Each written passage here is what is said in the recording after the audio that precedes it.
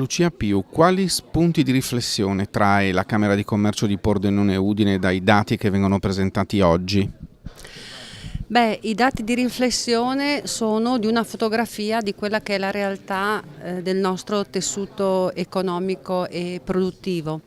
Noi in Regione adesso abbiamo attualmente 90.000 imprese attive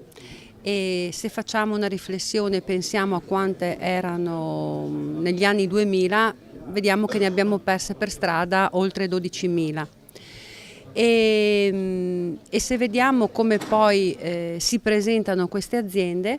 vediamo che circa il 95%, il 94% e rotti è in una fascia dimensionale fino a 10 dipendenti,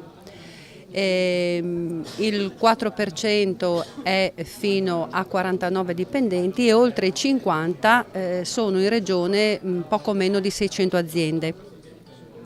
Ma se vediamo questi dati vediamo che rispecchiano perfettamente quello che è il quadro che è stato presentato forse un mese fa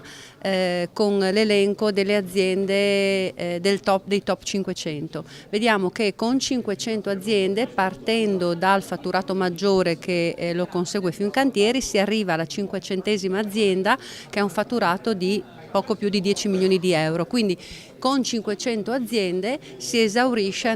il primato delle aziende in regione, che corrisponde proprio a questo dato che l'ho dato adesso. E se poi andiamo a capire come è composto il nostro tessuto di imprese, vediamo che il 15% è composto dall'agricoltura,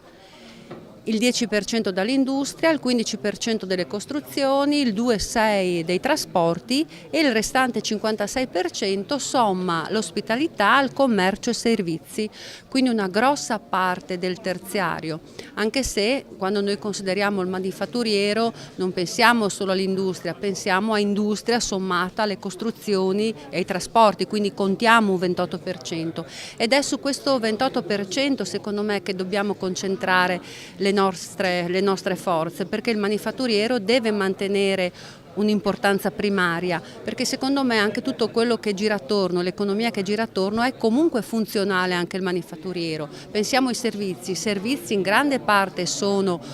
proposti per l'impresa, per l'industria, pensiamo anche al trasporto, comunque il manifatturiero è e deve rimanere centrale.